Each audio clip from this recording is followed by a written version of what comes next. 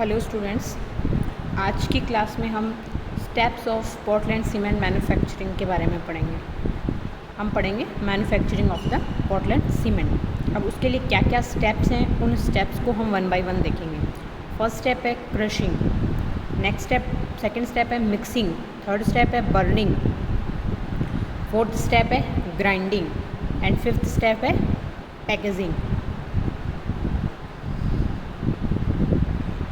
फिर तो कितने स्टेप्स हो गए इसके 5 स्टेप्स हैं। पोर्टलैंड सीमेंट मैन्युफैक्चरिंग के 5 स्टेप्स हैं। First crushing, mixing, burning, grinding और पैकिंग। ठीक है, अब हम one by one first step देखेंगे क्रशिंग। क्रशिंग के लिए क्या होता है, जो फर्स्ट स्टेप क्रशिंग है उसमें क्या होता है कि जो रॉ मटेरियल्स को क्रश करके छोटे टुकड़ों में तोड़ा जाता है। सीमेंट बनाने के लिए पोर्टलैंड सीमेंट के जो रॉ मटेरियल हैं, जो रॉ मटेरियल यूज़ होते हैं, उनको हम लास्ट क्लास में पढ़ चुके हैं। तो जो भी रॉ मटेरियल्स होते हैं उनको क्या करते हैं, क्रश करके छोटे टुकड़ों में तोड़ लिया जाता है। ठीक है, फिर नेक्स्ट स्टेप क्या आता है, मिक्सिंग। पहला था क्रशिंग जिसमें हमने उसको छोटे टुकड़ों में क्रश कर लिया। सेकेंड स्टेप है मिक्सिंग जिसमें हमें उनको क्या करना है, मिक्स करना है। मिक्सिंग के क्या होते हैं, टू प्रोसेस होती है, एक तो वेट प्रोसेस होती है, एक ड्राई प्रोसेस होती है। ठीक है, अब वेट प्रोसेस जो है उसमें जो चूनेदार पदार्थ व मृणमय पदार्थ, इन दोनों का क्या होता है, इसका 65% रेशियो होता है, इसका 35% रेशियो होता है। इनको क्या करते हैं, अलग अलग पीस लेते हैं, पीस करके उनको मिक्स कर देते हैं और उसमें क्या ऐड कर देते हैं, उसमें वाटर ऐड कर देते हैं। इससे क्या बनता है, इससे एक इमल्शन बन जाता है। क्या बनता है, इससे एक इमल्शन बन जाता है। ठीक है, अब उस इमल्शन जो बनता है उसी को हम स्लरी कहते हैं। क्या कहते हैं, स्लरी कहते हैं। ठीक है, अब जो स्लरी बनती है उसको क्या किया, उसको जो हॉरिजॉन्टल घूमने वाले सिलेंडर्स होते हैं, जो हॉरिजॉन्टल घूमने वाले सिलेंडर हैं उनके द्वारा पीस करके क्रीम समान चिकना द्रव बना लेते हैं। ठीक है, जब ये चिकना लिक्विड बन जाता है उसके बाद उसको हम कहाँ भेजते हैं, फर्नेस या भट्टी में भेजा जाता है। ठीक है, तो अब एक बार फिर से देखेंगे, हमने जो मिक्सिंग वाला स्टेप देखा है, हमने कौन सा स्टेप देखा है, सेकंड स्टेप मिक्सिंग। मिक्सिंग के 2 प्रोसेस है, 2 process, wet process and dry process. तो हमने सबसे पहले पढ़ा है वेट प्रोसेस। वेट प्रोसेस में क्या होता है कि इसमें जो चूनेदार पदार्थ और मृणमय पदार्थ जिसका रेशियो होता है 65% एंड 35%। ठीक है, उनको क्या करते हैं कि अलग अलग पीस लेते हैं, पीस करके मिला लेते हैं और उसमें क्या ऐड कर देते हैं, वाटर उसमें ऐड कर देते हैं, क्योंकि ये कौन सा प्रोसेस है, वेट प्रोसेस है। फिर जब उसमें वाटर ऐड कर देते हैं तो एक इमल्शन बनता है। ठीक है, उस इमल्शन को क्या कहते हैं, हम स्लरी कहते हैं। क्या कहते हैं, स्लरी कहते हैं। ठीक है, अब जो स्लरी बनती है उसको हम हॉरिजॉन्टल सिलेंडर्स होते हैं उनके द्वारा पीस करके क्रीम के समान चिकना द्रव बना लेते हैं। ठीक है, और उसको फिर हम कहाँ भेज देते हैं, भट्टी में या फर्नेस में भेज देते हैं। उसके बाद नेक्स्ट स्टेप था, फर्स्ट था वेट प्रोसेस द्वारा और दूसरा था ड्राई मेथड द्वारा। ड्राई मेथड में क्या होता है कि जो रॉ मटेरियल को, जो भी रॉ मटेरियल है उसको मिला करके ट्यूब मिल्स में पीसा जाता है। इसमें क्या काम में आती है, ट्यूब मिल्स काम में आती हैं। ठीक है, उसके बाद ट्यूब मिल्स के एक सिरे से मिक्सचर डालते हैं व दूसरे सिरे से पीसा हुआ चूर्ण निकल जाता है। जो ट्यूब मिल होती है उसमें क्या होता है, एक सिरे से एंट्री होती है तो वहाँ से हमने मिक्सचर ऐड किया, दूसरे सिरे से उससे क्या होता है, जो मिक्सचर ऐड किया वो बारीक चूर्ण में बदल करके वहाँ से वापस निकलता रहता है। इसे सिलेंडर में इकट्ठा करके जलाने के लिए भट्टी में भेजा जाता है। फिर उसको क्या करते हैं, जलाने के लिए किस में भेजते हैं, फर्नेस में भेजा जाता है। किस में भेजा जाता है, फर्नेस में भेजा जाता है। ठीक है, अब उसके बाद थर्ड स्टेप कौन सा है हमारा, बर्निंग। फर्स्ट स्टेप था हमारा क्रशिंग, फर्स्ट स्टेप था हमारा क्रशिंग। सेकेंड स्टेप हमारा क्या था, मिक्सिंग। 2 स्टेप हम पढ़ चुके हैं। मिक्सिंग के भी 2 प्रोसेस थे, वेट एंड ड्राई प्रोसेस। ठीक है, अब क्या है कि हम पढ़ेंगे थर्ड स्टेप बर्निंग। बर्निंग में क्या होता है कि जो इस तरीके से तैयार जो मिक्सचर होता है उसको रोटरी क्लीन में भेजा जाता है। ठीक है, रोटरी क्लीन में भेज देते हैं उसको। ठीक है, अब उसमें भेजेंगे तो इसमें केमिकल चेंजेस होते हैं। क्या होते हैं उसमें, रोटरी क्लीन में भेजने से जब वो मिक्सचर हमने जो मिक्सिंग के बाद जो हमें मिक्सचर मिला है उसको अगर हमने रोटरी क्लीन में भेजा तो उससे क्या होता है, केमिकल चेंजेस होते हैं। ठीक है, अब रोटरी क्लीन में 30 मीटर लंबी व 2 से 4 मीटर व्यास की बेलनाकार होती है। रोटरी क्लीन कैसी होती है, रोटरी क्लीन होती है वो कैसी होती है, वो 30 मीटर तो लंबी होती है, 2 से 4 मीटर व्यास की क्या होती है, बेलनाकार होती है। ठीक है, और ये 15 डिग्री एंगल पे क्या होती है, झुकी हुई होती है थोड़ी सी।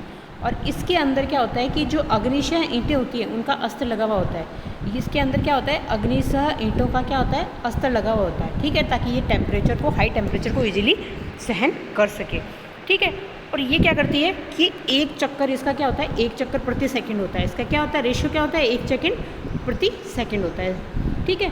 अब भट्टी को गर्म करने के लिए कोयले का चूर्ण हवा के साथ जलाया जाता है। अब भट्टी को गर्म करना है तो उसमें जो कोयले का चूर्ण है उसको एयर के साथ जलाया जाता है, जिससे टेम्परेचर 16 डिग्री तक हो जाता है। मतलब हमें फर्नेस में जो टेम्परेचर चाहिए वो किस तरीके से मिलता है, कोयला जो है उसको हवा के साथ बर्न करते हैं, जलाते हैं, तो उससे क्या होगा, टेम्परेचर 16 डिग्री तक हो जाता है।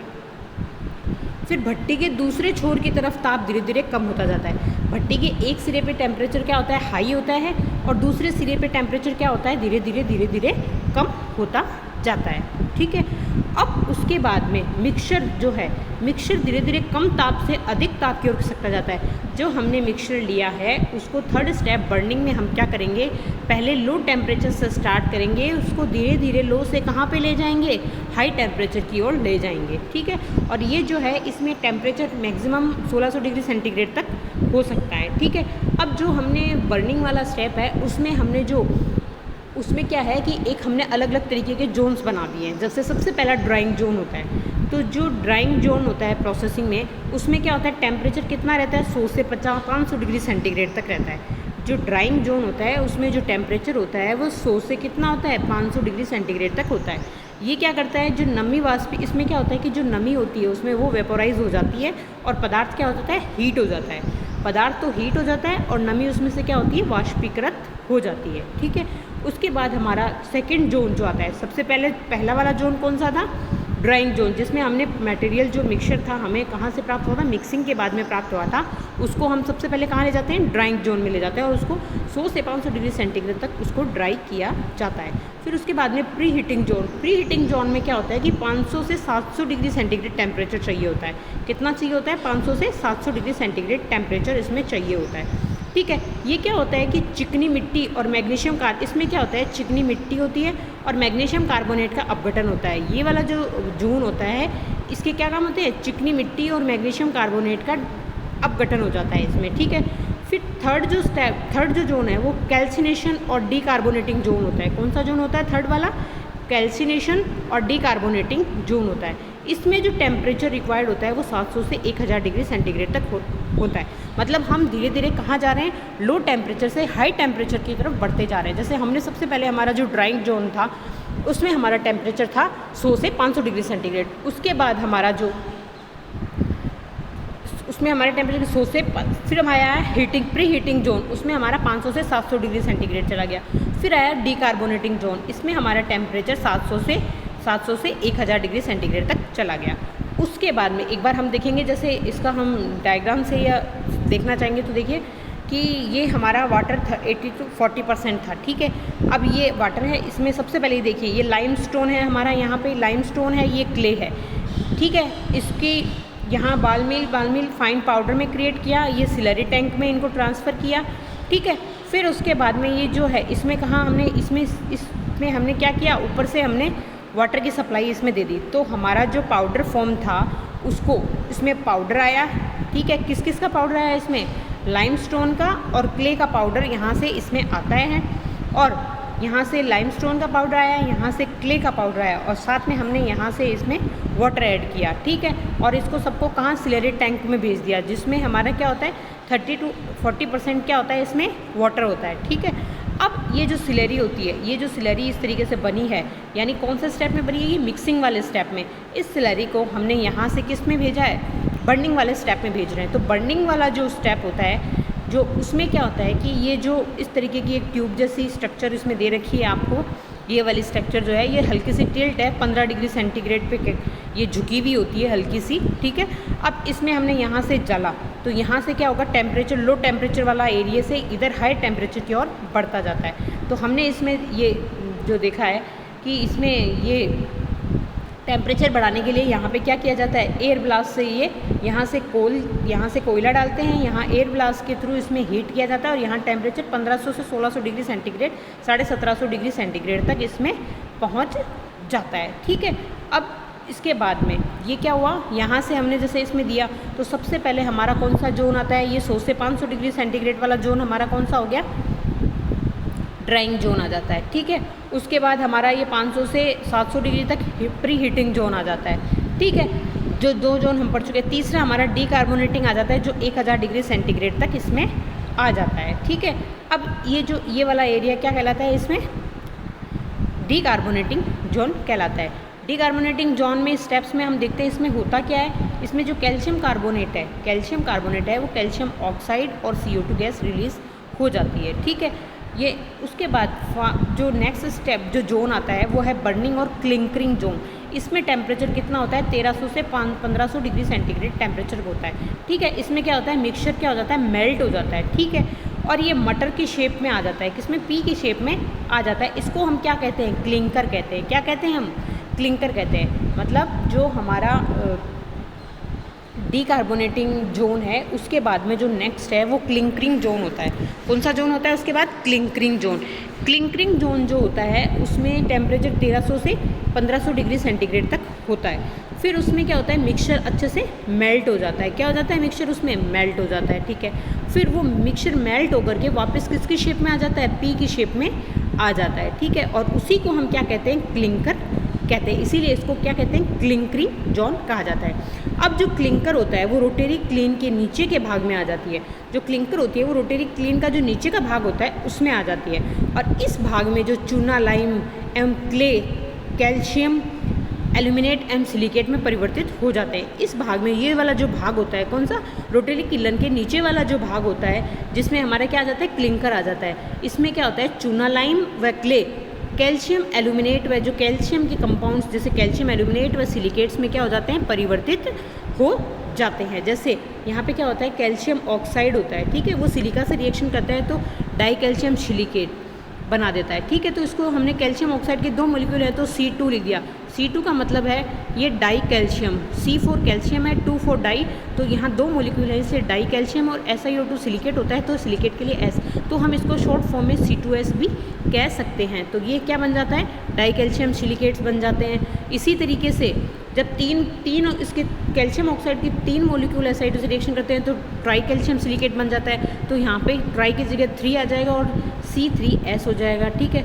इसी तरीके से जब ये Al2O3 के साथ रिएक्शन करते हैं एल्यूमिनेट के साथ तो क्या बन जाता है, तो 3 मॉलिक्यूल ले रहे हैं तो ट्राई कैल्शियम एल्यूमिनेट बन जाएगा, ठीक है। इसी तरीके से अब ये Fe2O3 और एल्यूमिनेट दोनों के साथ रिएक्शन करता है। Fe2O3 एंड एल्यूमिनेट Al2O3 दोनों के साथ जब रिएक्शन करता है तो क्या होता है, इसमें ये 4 मॉलिक्यूल हमने इसमें क्या लिया है, इसमें हमने 4 अणु लिए हैं। किसके, कैल्शियम ऑक्साइड के 4 अणु। ये एल्यूमिनेट और आयरन के ऑक्साइड के साथ जब आपस में रिएक्शन करते हैं तो ये क्या बनाते हैं, टेट्रा कैल्शियम एल्यूमिनोफेरेट बना देते हैं। क्या बना देते हैं, ये tetra calcium. 4 molecule calcium oxide के थे इसलिए टेट्रा कैल्शियम हो गया, ठीक है। ये एल्यूमिनेट लिया Al2O3 और Fe2O3 लिया था इसलिए Al2O3 Fe2O3 तो एल्यूमिनोफेरेट बन जाता है। क्या बन जाता है, टेट्रा कैल्शियम एल्यूमिनोफेरेट बन जाता है, जिसको शॉर्ट फॉर्म में हम लिख सकते हैं। फॉर टेट्रा के लिए हमने लिख लिया, टेट्रा कैल्शियम के लिए आ गया C4 कैल्शियम 4 बार इसलिए टेट्रा कैल्शियम, C4 एल्यूमिनो के लिए A और फेरेट के लिए F, तो C4AF क्या होता है, टेट्रा कैल्शियम एल्यूमिनोफेरेट होता है, ठीक है। अब जो क्लिंकर हमारा बना है वो कैसी है, एक ऊष्माक्षेपी अभिक्रिया, एक्सोथर्मिक रिएक्शन है, ठीक है। और इससे क्या होता है, अत्यधिक मात्रा में ऊष्मा उत्पन्न हो जाती है। इससे क्या होती है, क्लिंकर का जो बनना होता है वो एक ऊष्माक्षेपी क्रिया होती है जिससे क्या होता है, अत्यधिक मात्रा में ऊष्मा उत्पन्न हो जाती है, ठीक है। अब उसके बाद में भट्टी से निकलने वाले गर्म क्लिंकर, जो भट्टी से गर्म फर्नेस से जो गर्म क्लिंकर को कूलर से निकाल करके ठंडा कर, क्लिंकर को कूलर से निकाल करके ठंडा कर लिया जाता है। जो गर्म क्लिंकर निकला है उसको इसमें ठंडा कर लिया जाता है, ठीक है। उसके बाद में नेक्स्ट स्टेप आता है हमारा ग्राइंडिंग। नेक्स्ट स्टेप कौन सा है हमारा, ग्राइंडिंग। एक बार हम इसका फ्लो चार्ट देख के आते हैं। इसके जो डायग्राम हमने अभी देखा था उसके बारे में हम देखते हैं कि ये हमारा यहाँ से जो हमने सिलेरी बनाई थी, सेकंड स्टेप मिक्सिंग वाले स्टेप के बाद जो सिलेरी हमें प्राप्त हुई थी उस सिलेरी को हमने कहाँ भेजा, उस सिलेरी को हमने यहाँ भेजा, ठीक है। अब इसके अंदर अलग अलग टेम्परेचर जोन थे, ठीक है। उसमें हमने लो टेम्परेचर से हाई टेम्परेचर की तरफ हमारे सैंपल को भेजा, ठीक है। तो जब ये 1500 से 1700 डिग्री सेंटीग्रेड पे क्या होता है कि वो क्या क्लिंकर में कन्वर्ट हो जाते हैं और वो क्लिंकर क्या होते हैं, गर्म होते हैं, हॉट क्लिंकर होता है। तो उसमें कोल्ड एयर यहाँ से पास की जाती है, ठीक है, और फिर उसको कोल्ड क्लिंकर में यहाँ भेजा जाता है, कोल्ड क्लिंकर में, ठीक है, कोल्ड क्लिंकर में उनको कन्वर्ट कर लिया जाता है। तो अब हमारा नेक्स्ट स्टेप क्या देखेंगे हम, ग्राइंडिंग। ग्राइंडिंग क्या होता है कि इसमें जो उसको हमने कूलर में भेज दिया, कूलर में भेजने से वो क्या हो गया, कोल्ड हो गया। तो अब जो ठंडा क्लिंकर हमारा है, ठंडे क्लिंकर में 2 से 6% जिप्सम के साथ लंबी ट्यूब में पीसा जाता है। तो ग्राइंडिंग जो प्रोसेस होता है उसमें क्या होता है, जो हमारा ठंडा किया हुआ क्लिंकर जो नेक्स्ट स्टेप में हमें बन के आया, क्लिंकर क्या होता है, पी की शेप का होता है, ठीक है। वो क्लिंकर में क्या होता है, 2 से 6% जिप्सम मिला करके लंबी ट्यूब में इनको पीस लिया जाता है। जिप्सम को मिलाने से सीमेंट के जमने का समय क्या हो जाता है, बढ़ जाता है, ठीक है। जिप्सम क्यों मिलाते हैं सीमेंट में, जिप्सम इसलिए मिलाया जाता है कि जैसे ही हम उसमें जिप्सम मिलाते हैं, जिप्सम मिलाने से क्या होता है, सीमेंट के जो जमने का जो टाइम होता है, टाइम ड्यूरेशन होती है, वो क्या होती है, बढ़ जाती है, ठीक है। अब आता है स्टोरेज पैक, अब इसका स्टोरेज और फिर उसकी पैकिंग, ठीक है। अब तो क्या होता है कि जब ये आने वाला जो पीस करके जो हमारा बारीक जो आया सीमेंट पाउडर, उसको जूट के थैलों में भर देते हैं और उसकी पैकिंग हो जाती है और फिर वो सप्लाई के लिए तैयार हो जाता है। तो हम इसका एक बार फ्लो चार्ट देखेंगे हमारा। जैसे रॉ मटेरियल, सबसे पहले हमारे क्या काम में आया इसमें, रॉ मटेरियल, ठीक है। रॉ मटेरियल हमारे इसमें लाइमस्टोन होता है और एक क्या होता है, क्ले होता है, ठीक है। अब इनकी क्रशिंग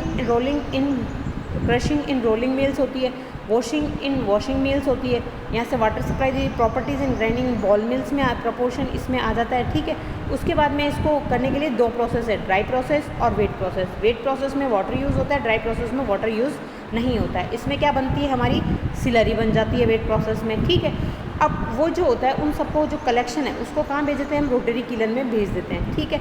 अब जो रोटरी कीलन है उसमें हीटिंग जो होती है वो कहाँ से होती है, कोल को एयर की प्रेजेंस में हम हीट करके उसको हीट देते हैं, जहाँ से टेम्परेचर 1600 डिग्री सेंटीग्रेड से 1750 डिग्री सेंटीग्रेड तक अप्रॉक्सीमेट पहुँच जाता है। फिर रोटरी कीलन से हमें क्या मिलते हैं, क्लिंकर्स मिलते हैं। उन क्लिंकर्स कैसे होते हैं, पी की शेप के होते हैं। किसकी शेप के होते हैं, पी की शेप। अब ये जो क्लिंकर्स हैं इनको कहाँ भेज दिया जाता है, कूलर्स में हो जाता है और ग्राइंडिंग मिल्स में चले जाते हैं। ग्राइंडिंग तो ये चूर्ण में बदल जाते हैं या पाउडर की फॉर्म में आ जाते हैं, तो ये फाइन क्लिंकर्स होते हैं, ठीक है। मतलब ग्राइंडिंग इन बॉल मिल्स में भेज दिया तो ये क्या होता है, फाइन क्लिंकर में बन गए। फिर हमने इसमें जिप्सम ऐड किया। जिप्सम ऐड क्यों किया, जिप्सम ऐड करने से क्या होता है, जो सीमेंट का जमने का जो समय है वो बढ़ जाता है। जैसे हमने इसको जिप्सम ऐड किया और इसको ग्राइंडिंग के लिए भेजा तो वो जो पाउडर फॉर्म बन के आती है वो हमारी कौन सी सीमेंट होती है, पोर्टलैंड सीमेंट होती है, ठीक है। फिर उसको हम वेट कर पैकेजिंग इसकी, फिर हम उसकी पैकेजिंग कर देते हैं और फिर उसकी हमारी क्या होती है, सप्लाई हो जाती है। अब हमारे ये देखेंगे, ये तो था हमारे जो प्रोसेस था कि कैसे पोर्टलैंड सीमेंट की मैन्युफैक्चरिंग होती है। तो उसके लिए हमने 5 स्टेप्स पढ़े थे। सबसे पहला स्टेप हमने क्या पढ़ा था, सबसे पहला स्टेप हमने क्रशिंग। सेकेंड स्टेप क्या पढ़ा था हमने, मिक्सिंग। थर्ड स्टेप हमने क्या पढ़ा था, फर्स्ट स्टेप हमारा क्या था, थर्ड स्टेप हमारा बर्निंग आ गया। थर्ड स्टेप हमारा क्या आ गया, इसमें बर्निंग आ गया। बर्निंग के हमने अलग अलग जोन्स देखे थे जिसमें टेम्परेचर लो से हाई की तरफ जाता है। फोर्थ स्टेप हमारा इसमें ग्राइंडिंग आ गया, ठीक है। और फिफ्थ स्टेप हमारा इसमें क्या आ गया, स्टोरेज एंड पैकिंग आ गया इसकी, ठीक है। ये हमने इसके स्टेप पढ़े थे। अब हम पढ़ेंगे इसमें ये जो है पोर्टलैंड, तो इसका composition and characterisation of the constitutional compounds in cement. जो सीमेंट में जो कंपाउंड्स हैं उनकी कैरेक्टरिस्टिक्स क्या है और उनका कंपोजिशन क्या है, ये देखेंगे। तो जो C3S है पोर्टलैंड सीमेंट में, क्या है C3S, इसको क्या कहते हैं हम, ट्राई कैल्शियम सिलिकेट। क्या कहते हैं हम इसको, ट्राई कैल्शियम सिलिकेट। ये कितना होता है, 45% तक होता है और जल्दी सामर्थ्य उत्पन्न कर देता है, वह सर्वाधिक कठोरता प्रदान करता है। जो C3S है वो क्या करता है, 45% होता है किसमें, पोर्टलैंड सीमेंट में। मतलब ट्राई कैल्शियम सिलिकेट जो होता है वो 45% होता है और ये क्या करता है, जल्दी से उसमें सामर्थ्य उत्पन्न कर देता है कि वो सर्वाधिक कठोरता प्रदान करता है। फिर C3A, अब ये क्या हो गया, ट्राई कैल्शियम एल्यूमिनेट हो गया। ये कितना होता है, 10% होता है। ये तेज़ी से जमता है, वो प्रारंभिक जमाव के लिए जिम्मेदार होता है, ठीक है। उसके बाद है C2S, ये कितना होता है, 25% होता है, ठीक है। तो डाई कैल्शियम सिलिकेट ये कितना होता है, 25% होता है। फिर C4AF ये कितना होता है, 10% होता है। तो ये क्या है, टेट्रा कैल्शियम एल्यूमिनोफेरेट हो गया, ठीक है। उसके बाद जिप्सम कितना होता है, 2 से 4% तक होता है। और जिप्सम क्या होता है, सीमेंट के जमाव के जो समय होता है उसको बढ़ा देता है, ठीक है। फिर उसके बाद में इसमें होता है कैल्शियम और मैग्नीशियम के ऑक्साइड, ये कितना होते हैं, 2% तक होते हैं। कितने होते हैं ये, 2% तक होते हैं। तो हमारी जो सीमेंट होती है उसमें जिप्सम जो होता है वो 2 से 4% होता है, और उसमें सीमेंट के जमने के समय को वो इजीली बढ़ा देता है, जैसे सीमेंट को जमने में टाइम लगता है। इसी के साथ हमारी सीमेंट की, पोर्टलैंड सीमेंट की मैन्युफैक्चरिंग, और उसमें जो पोर्टलैंड सीमेंट में जो कॉन्स्टिट्यूएंट्स होते हैं उनका क्या रेशियो रहता है, कौन सा कितना % होता है और उसका क्या फंक्शन है, ये सब चीज़ें हमने पढ़ी है। Thank you.